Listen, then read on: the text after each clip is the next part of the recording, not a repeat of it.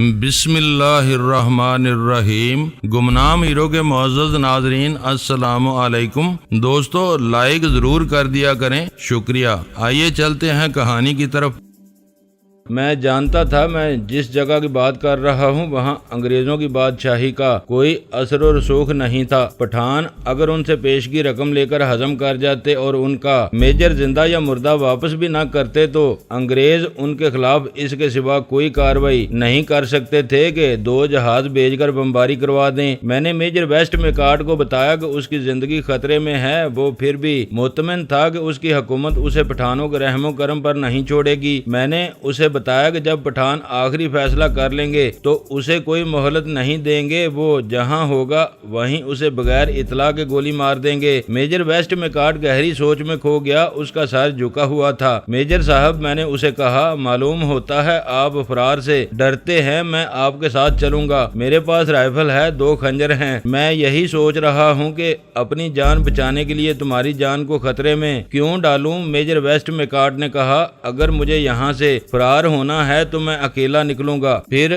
اس میں میرا کیا کمال ہوا؟ میں نے کہا، میں آپ کو اکیلا نہیں جانے دوں گا، اور میجر صاحب ہمیں آج رات یہاں سے نکلنا ہے۔ ہاں، مجھے اب خیال آیا ہے کہ تمہیں میرے ساتھ نکل چلنا چاہیے۔ میجر ویسٹ میکارٹ نے کہا، اگر میں نکل گیا اور تم یہاں رہ گئے تو یہ لوگ تمہیں اس جرم میں گولی مار دیں گے کہ تم نے مجھے فرار کروایا ہے یا میں تمہاری غفلت سے فرار ہوا ہوں۔ آپ جو کچھ بھی سوچیں، میں آپ کے ساتھ چلوں گا۔ میں نے کہا، جان کا خطرہ تو کسی چھاونی میں داخل ہونے تک ہمارے سر پر رہے گا۔ ہم دونوں آدھی رات سے تقریباً 1 گھنٹہ پہلے اس مکان سے نکلے جو میرا گھر اور میجر ویسٹ میکارٹ کا قید خانہ تھا۔ میں نے پٹھانوں کا لباس پہن رکھا تھا، سر پر پٹھانوں کی طرح پگڑی باندھ رکھی تھی۔ یہ لباس جب مجھے پہنایا گیا تھا تو پٹھان کتنی ہی دیر میرے ارد گرد ناچتے رہے تھے۔ انہوں نے معلوم نہیں کتنے راؤنڈ ہوا میں فائر کر دیے تھے۔ وہ نہیں جانتے تھے کہ لباس نیت اور ارادوں کو نہیں بدل سکتا۔ لباس جسم کو ڈھانپ سکتا ہے، ضمیر کو نہیں۔ کوئی ڈاکو کسی مجاہد کا لباس پہن لے تو وہ ڈاکو ہی رہتا ہے، مجاہد نہیں بن سکتا۔ میں مجاہدین کے لباس میں ملبوس ان کے بدترین دشمن کو ان کی قید سے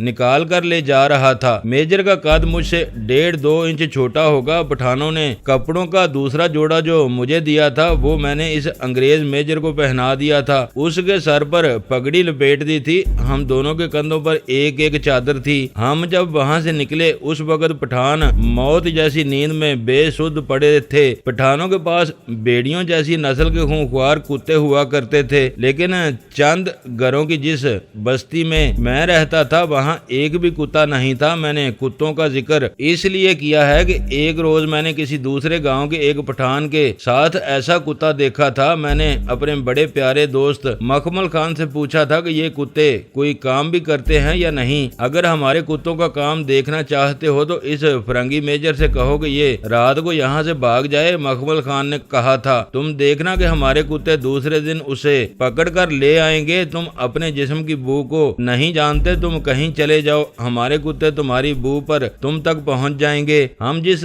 رات فرار ہوئے تو مجھے کتوں کا خیال آ گیا۔ میں خوش ہوا کہ میری بستی میں کوئی کتا نہیں۔ اگر کوئی کتا ہوتا تو وہ میری اور میجر ویسٹ میکارٹ کی بو سے بھی واقف ہوتا۔ مشکل یہ تھی کہ ہم دونوں اس علاقے سے واقف نہیں تھے، ہمیں صرف سمت کا اندازہ تھا۔ وہاں سے قریب ترین چھاونی بنو تھی جو کم و بیش 100 میل دور تھی۔ رات ہی رات وہاں تک پہنچنا ناممکن تھا اور بغیر رکے 100 میل چلنا بھی ناممکن تھا۔ میجر کہتا تھا کہ راستے میں ٹیکریوں پر چھوٹی پکٹیں بھی ہیں اور بڑی بھی، جو پکٹ سامنے آ گئی اسی میں چلے جائیں گے۔ یہ اندازہ اسے بھی نہیں تھا کہ سب سے قریبی پکٹ وہاں سے کتنی دور ہے۔ ہماری یہ چھوٹی سی بستی ایک بڑے پہاڑ کے دامن میں تھی۔ اس کے آگے چھوٹی سی ایک پہاڑی چاند کی شکل کی تھی جس نے ہماری بستی کو اپنی آغوش میں لے رکھا تھا۔ پیچھے جو پہاڑ تھا اس کے درمیان چھوٹی چھوٹی پہاڑیاں تھیں اور ان کے درمیان وادیاں تھیں۔ ہم پہاڑیوں کے اندر چلے گئے۔ پکڑے جانے کا ایسا کوئی خطرہ نہیں تھا،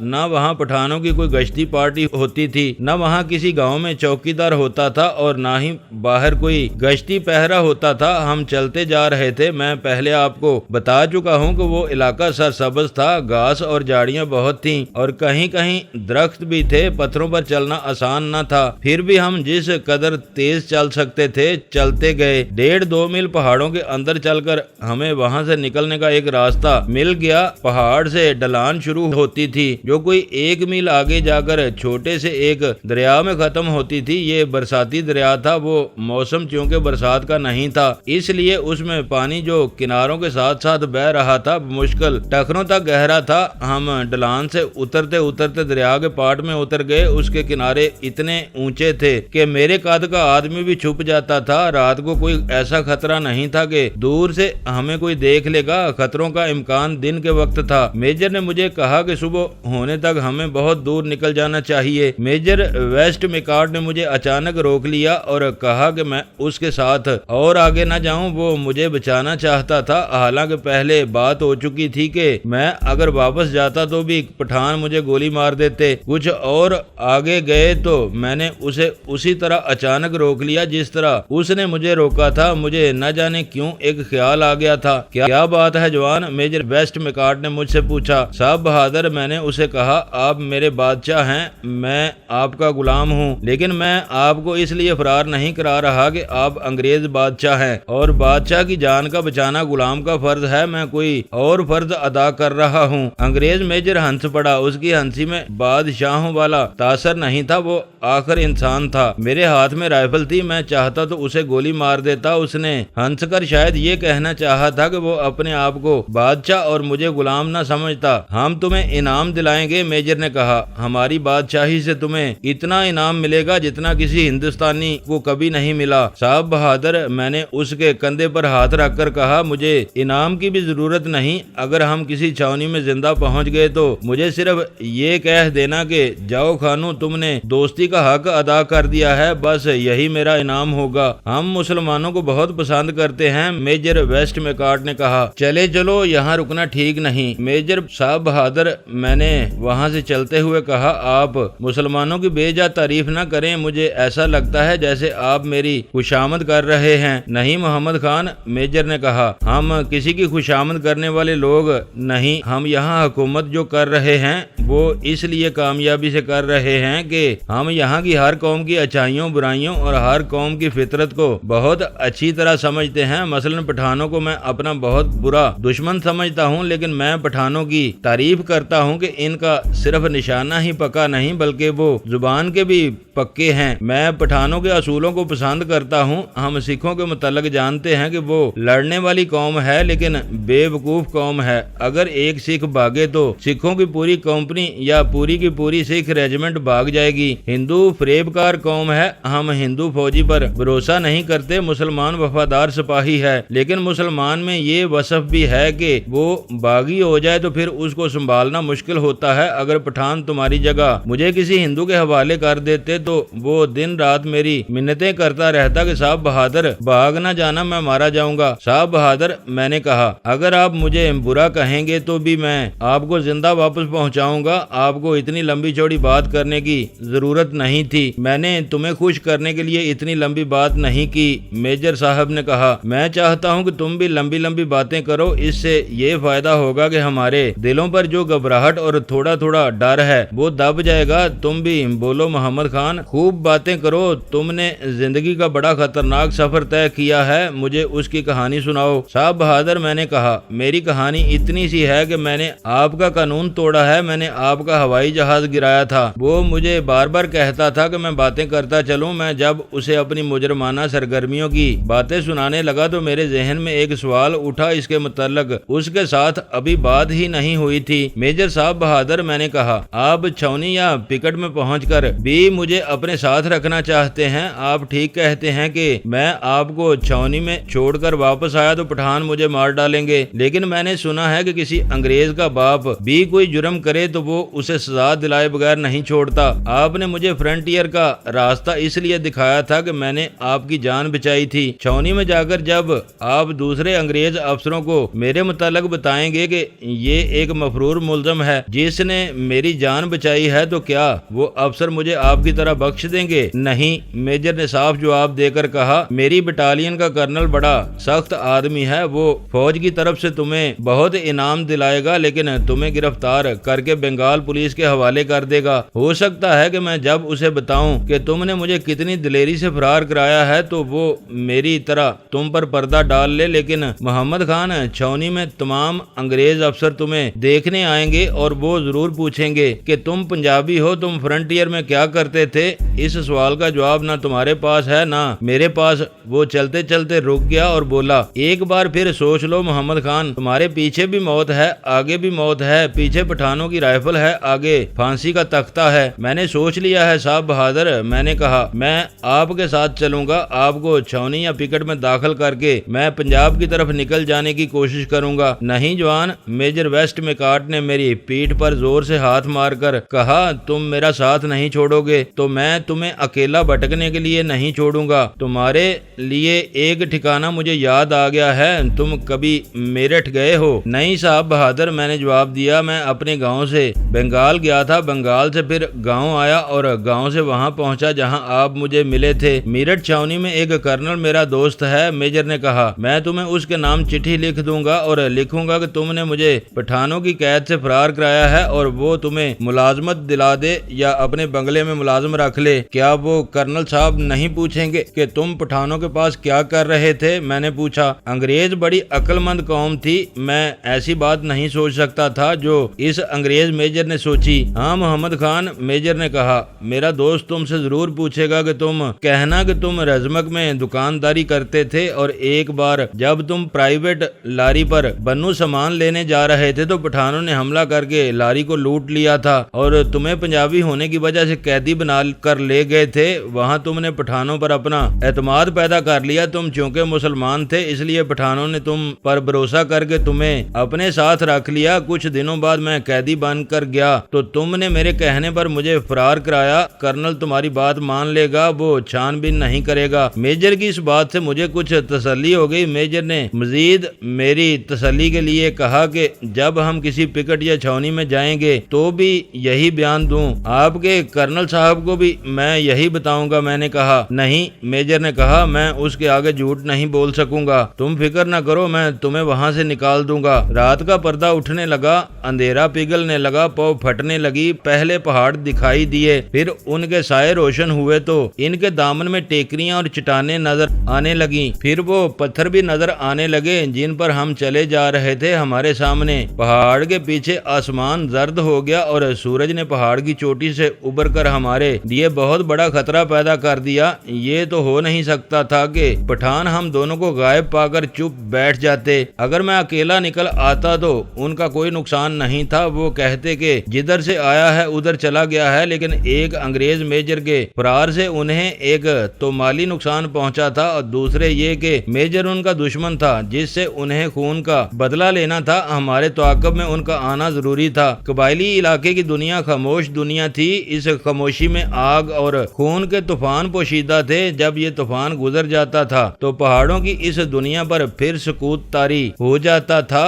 दूर दूर तक आबादी का नामो निशान न था। उस सुबह जब हम दोनों फरार के रास्ते पर चले जा रहे थे, पहाड़ों का वो खिता कुछ ज्यादा ही चुपचाप था। ऐसा कोई खतरा नहीं था कि दूर से हमें देखकर कोई पठान गोली मार देगा। हम पठानों के लिबास में थे, खतरा ताक़ब का था। हम गहराई में चले जा रहे थे। दरिया का खुश्क पाट घूमकर पीछे ही कहीं रह गया था। हमें कोई पिकट नजर नहीं आ रही थी। मेजर वेस्ट मैकार्ट कहता था कि उसे मालूम है सड़क किधर है, मगर हम सड़क पर नहीं जा सकते थे, उधर खतरा था, वो हमें नहीं पकड़ सकते। मेजर ने कहा, इन्हें सुबह पता चला होगा कि हम भाग गए हैं। अगर वो ताक़ब में आए तो हमारे और उनके दरमियान मीलों का फासला होगा। मेजर बोलते बोलते चुप हो गया, फिर कहने लगा, तुम यहीं ठहरो, मैं ऊपर जाकर देखता हूँ, शायद कहीं कोई अपनी पिकट नजर आ जाए। और वो एक टेकरी पर झुक झुक कर चढ़ने लगा। मैं आपको बता चुका हूँ कि फौजियों की पिकटें पहाड़ों की चोटियों पर हुआ करती थीं। उनके इर्द गिर्द घनी खारदार तारों के गुच्छे फैला दिए जाते थे। अंग्रेजों की बादशाही इन पिकटों के अंदर कैद होती थी। मेजर वेस्ट मैकार्ट ऊपर जा रहा था और मुझे ये खतरा महसूस हो रहा था कि कोई देख न ले। अब हम इस इलाके के उस हिस्से में दाखिल हो गए थे जहाँ पहाड़ों पर सब्जा बिल्कुल खत्म हो गया था। कबायली इलाके के ये पहाड़ बिल्कुल खुश्क और ننگے ہیں اور ان پر گھاس کی ایک پتی بھی نظر نہیں آتی۔ میجر ٹیکری کی چوٹی پر پہنچا تو پیٹ کے بل لیٹ گیا۔ وہ فوراً اتر آیا۔ اس نے مجھے بتایا کہ تقریباً 1.5 میل دور 3 پٹھان اس طرف آ رہے ہیں۔ ان کے آگے آگے 2 کتے بھی آ رہے ہیں جو ادھر ادھر دوڑتے زمین کو سونگتے دوڑے آ رہے ہیں۔ مجھے اپنا دوست مکمل خان یاد آ گیا جس نے مجھے بتایا تھا کہ ان کے کتے انسان کی بو یا مشک پر اسے سینکڑوں میل دور بھی جا پکڑتے ہیں۔ ہو سکتا تھا کہ یہ 3 پٹھان ہمارے تعاقب میں نہ آ رہے ہوں، کہیں اور جا رہے ہوں، لیکن ہمیں محتاط رہنا تھا۔ ہم اس کے سوا اور کیا احتیاط کر سکتے تھے کہ دوڑ پڑتے۔ اگر یہ کتے واقعی ہماری مشک پر آئے تھے تو ہمارے بچ نکلنے کا امکان بہت کم تھا۔ ہم جس علاقے میں کھڑے تھے وہ زیادہ دشوار تھا، وہاں نکیلی چٹانیں زیادہ تھیں، چلنے کا راستہ تھا ہی نہیں۔ ہم جس قدر تیز چل سکتے تھے چل پڑے۔ میجر نے کہا کہ ہمیں ان چھوٹی چھوٹی چٹانوں میں سے نکل کر بڑی ٹیکریوں کے پیچھے چلے جانا چاہیے۔ ہم چھوٹی چھوٹی نکیلی ٹیکریوں سے ٹھوکریں کھاتے ایک بڑی ٹیکری کے پیچھے چلے گئے۔ وہاں ٹیکریاں اور چٹانیں تھیں، سیدھا راستہ کوئی تھا نہیں، کبھی دائیں کبھی بائیں گھوم پھر کر راستہ تلاش کرنا پڑتا تھا۔ ہم سمجھ نہ سکے کہ ہم آگے کو جا رہے ہیں، دائیں کو، بائیں کو، یا ہم پیچھے کو ہی چل پڑے ہیں۔ ایک بڑی ٹیکری سے ہم گھوم کر پہاڑیوں کی بھول بھلیوں میں داخل ہونے لگے تو ہمیں کتوں کے بھونکنے کی آوازیں اس طرح سنائی دینے لگیں جیسے وہ ہمارے بہت ہی قریب پہنچ چکے ہوں۔ کتے ٹیکری کی دوسری طرف تھے۔ میجر کے کہنے پر ہم ٹیکری کے اس طرف سے اوپر چڑھ گئے۔ ہم تقریباً لیٹ کر اوپر جا رہے تھے۔ چوٹی پر پہنچ کر ہم نے لیٹ کر دیکھا کتے اسی ٹیکری کے نیچے زمین سونگ رہے تھے۔ میں نے پہلی بار ان دونوں کتوں کو اتنی قریب سے دیکھا۔ وہ بڑے خونخوار کتے تھے۔ زمین کو سونگتے سونگتے وہ واپس چلے گئے اور اسی طرف جا نکلے جدھر سے ہم تھوڑی دیر پہلے گزرے تھے۔ اب ہم ان کتوں کو اور زیادہ اچھی طرح دیکھ سکتے تھے۔ کتوں کی بے تابی اور حرکتوں نے ہم پر واضح کر دیا تھا کہ یہ ہماری ہی مشک پر آئے ہیں۔ وہ زمین کو سونگتے تھے اور بڑی تیزی سے ادھر ادھر ہوتے تھے۔ اس سے پتہ چلتا تھا کہ وہ دیکھ رہے ہیں کہ ان کا شکار کہاں ہے۔ میں نے ادھر دیکھا جدھر سے کتے آ رہے تھے۔ دور تک مجھے کوئی آدمی نظر نہیں آ رہا تھا، وہ لوگ شاید دور رہ گئے تھے۔ میں نے پھر کتوں کی طرف دیکھا، وہ بڑی بے تابی سے زمین کو سونگتے اور بھونکتے تھے۔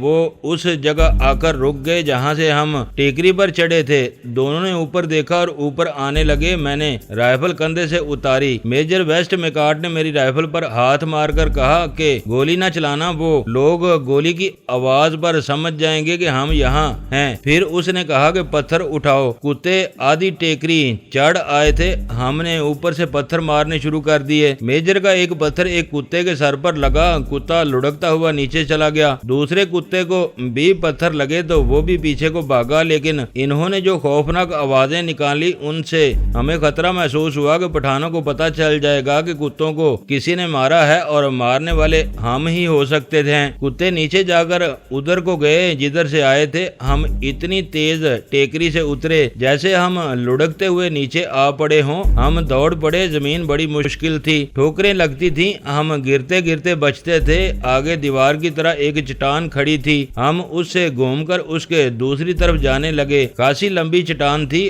آگے جا کر یہ گول ہو گئی تھی۔ اس کے دامن میں گہرا نشیب تھا۔ نشیب اور چٹان کے درمیان اتنا ہی راستہ تھا کہ ایک آدمی احتیاط سے چلتا گزر سکتا تھا۔ ہمیں نہایت آہستہ آہستہ وہاں سے چل کر گزرنا پڑا۔ پاؤں پھسل جانے کی صورت میں ہم اس گہرے نشیب میں جا پڑتے جہاں سے نکلتے نکلتے ہم پکڑے جاتے، پل تھرات جیسے۔ اس راستے سے گزرتے کچھ وقت لگ گیا۔ کتوں کے بھونکنے کی آوازیں قریب سے ہی آ رہی تھیں۔ وہ علاقہ خاموش تھا، پہاڑیاں بالکل ننگی تھیں، اس لیے کتے جب بھی بھونکتے تھے تو ان کی آوازیں گونج پیدا کرتی تھیں جو کچھ دیر پہاڑیوں کے اندر اندر ایک عجیب سی آواز بن کر گھومتی رہتی تھی۔ یہ بڑی ڈراؤنی آواز تھی۔ جب ہم آگے گئے تو ایک ٹیکری سامنے کھڑی تھی جس نے ہمیں دائیں کو مڑنے پر مجبور کر دیا۔ جب ہم ادھر کو مڑ کر ایک اور طرف مڑنے لگے تو اچانک دونوں کتے عین موڑ پر ہمارے سامنے آ گئے۔ یوں سمجھیے کہ وہ ہم سے ٹکرا گئے۔ کتے پیچھے ہٹے، ہم بھی 2-4 قدم پیچھے ہٹ آئے۔ وہاں دائیں بائیں سے نکلنے کا کوئی راستہ نہیں تھا۔ ایک کتا اتنی تیزی سے ہماری طرف دوڑا اور اچھلا جیسے کمان سے تیر نکلا ہو۔ دوسرے لمحے یہ کتا میجر ویسٹ میکارٹ کے جسم کے ساتھ چپکا ہوا تھا۔ اس کے پچھلے پنجے زمین پر تھے اور اگلے پنجے میجر मेजर के सीने पर। उसका मुंह मेजर के मुंह से 1-2 इंच ही नीचे था। मेजर कुत्ते से ज्यादा फुर्तीला निकला। उसने खंजर निकालकर कुत्ते की पीठ में उस मुकाम पर गहरा उतार दिया जहां अगली 2 टांगे पीठ के साथ मिलती हैं। मैं इससे ज्यादा कुछ न देख सका क्योंकि दूसरा कुत्ता मेरी तरफ उड़ा आ रहा था। मैंने राइफल को नाली की तरफ से पकड़ा, उसे लाठी की तरह इस्तेमाल करने के लिए इतनी जोर से घुमाया कि इसका बट कुत्ते के सर पर पड़ा। कुत्ता लुढ़कता हुआ एक तरफ जा पड़ा। उसने उठने की कोशिश की तो मैंने बट का एक और भरपूर वार उसके सर पर किया। इसके बाद वो ना उठ सका। उधर मेजर वेस्ट मैकॉर्ड ने जिस कुत्ते को खंजर मारा था वो चीखता चिल्लाता भाग गया था। हम दोनों दौड़ पड़े। 2 चट्टानों के दरमियान तंग सी एक गली थी, उसमें से गुजरे। आगे जगह खुली थी, टेकरियां और चट्टानें जरा दूर दूर हो गई थी। हम एक तरफ घूमे, हमें पठानों की बुलंद ललकार सुनाई देने लगी। ऐसे भी महसूस होता था कि वो भी दौड़ रहे हैं। हमारी एक मुश्किल ये भी थी कि हम दोनों पश्तो नहीं जानते थे, लेकिन इतना पता चलता था कि वो हमारी मौजूदगी से बाखबर हो गए हैं और हमें ढूंढ रहे हैं। अब हमारा बच निकलना तकरीबन नामुमकिन हो गया था। हम एक टेकरी से घूमकर बड़ी पहाड़ी के अंदर दाखिल हो गए। ऐसे लगा जैसे हम एक किले में आ गए हों, लेकिन हमें पकड़ने वालों की आवाजें भी हमारे पीछे पीछे चली आ रही थी। हमने इधर उधर देखा तो मुझ पर हौल तारी हो गया। वो इसलिए कि बाहर निकलने का और कोई रास्ता नहीं था। एक ही रास्ता था जिससे हम अंदर चले गए थे। एक पठान की ललकार हमें इस तरह सुनाई देने लगी जैसे वो पहाड़ के अंदर आने वाली इस गली के मुंह पर खड़ा अपने साथियों से कुछ कह रहा हो। अब हम इस रास्ते से बाहर नहीं आ सकते थे। मेजर वेस्ट मैकॉर्ड ने इस बंद जगह के अंदर पहाड़ों की बुलंदी को देखा। किसी तरफ से भी हम ऊपर नहीं जा सकते थे। पहाड़ियां दीवारों की तरह खड़ी थीं। एक जगह पहाड़ी दामन से फटी हुई थी और वहां गार सा नजर आ रहा था। मेजर ने उसकी तरफ इशारा किया और हम दोनों दौड़कर उसमें दाखिल हो गए। वो कोई बकायदा गार नहीं था, बहरहाल छुपने के लिए वो जगह अच्छी थी। हम उसमें छुपकर बैठ गए। हमारे सामने छोटी सी एक और चट्टान थी जिसने हमें छुपा लिया। कुत्ते अब हमारे पीछे नहीं आएंगे। मेजर वेस्ट मैकॉर्ड ने कहा, इन पठानों के साथ हमें 2-2 हाथ करने पड़ेंगे। मैं कोशिश करूंगा कि किसी पठान पर मेरा हाथ ना उठे। मैंने कहा, पठान मेरे दुश्मन नहीं। अगर तुम जिंदा रहना चाहते हो तो तुम्हें अपना कोई एक असूल तोड़ना पड़ेगा। मेजर ने कहा, मैं इन लोगों के साथ अपने मजहब के नाम पर आपके खिलाफ लड़ा हूँ। मैंने कहा, एक मुहाज का सिपाही इसी मुहाज के सिपाही का गला नहीं काट सकता। फिर हम तो इस्लाम के रिश्ते की बदौलत भाई हैं। मैं इस्लाम के रिश्ते को नहीं तोड़ना चाहता। अब हम दोनों एक मुहाज के सिपाही हैं। मेजर ने कहा, मैं तुम्हें एक बात कहना चाहता हूँ। तुम्हें अपने मजहब की बात नहीं करनी चाहिए। तुमने अपनी जिंदगी की जो कहानी मुझे सुनाई है वो सब तुम्हारे मजहब के खिलाफ है। तुम अगर 1-2 पठानों को गोली या खंजर मार दोगे तो कोई फर्क नहीं पड़ेगा। तुम अगर किसी मस्जिद में जाकर वहाँ के मौलवी से कहो कि मैंने इतने ज्यादा जुर्म किए हैं और मैं भगोड़ा मुजरम हूँ, तो मौलवी तुम्हें मस्जिद से बाहर निकाल देगा। मुझे नहीं पता साहब बहादुर, मैंने झुंझलाकर कहा, मैं बहुत थोड़ा पड़ा हुआ हूँ, मुझे कुछ पता नहीं। मैं जानता हूँ मैं डाकू हूँ, मैं कातिल हूँ, लेकिन मैं ये भी जानता हूँ कि मेरे अंदर कोई और ताकत काम कर रही है जो मुझे जुर्मों गुनाह के इस रास्ते पर आगे जाने से रोक रही है। ये ताकत मजहब की ही हो सकती है। मेजर वेस्ट मैकॉर्ड ने अपना हाथ मेरे मुंह पर रख दिया और बाहर की तरफ इशारा किया। मेरे कान खड़े हो गए। बाहर मुझे किसी के कदमों की आहट सुनाई दी। हम बैठे हुए थे। मेजर ने सार जरा सा ऊपर करके देखा और सार फौरन नीचे कर लिया। इसके साथ ही उसने खंजर निकाल लिया। हमारे सामने बहुत बड़ा चट्टान नुमा पत्थर था जिसने हमें छुपा रखा था। मैंने इसके एक पहलू से एक आंख आगे करके देखा। एक पठान हमारी तरफ पीठ किए इस बड़े पत्थर के साथ लगा खड़ा था। दोस्तों, वीडियो को लाइक जरूर कर दिया करें। ISI पाक आर्मी जिंदाबाद, पाकिस्तान पाइंदाबाद। मुअज़्ज़ज़ नाज़रीन, अपना ख्याल रखिएगा और अपने इस चैनल का भी शुक्रिया।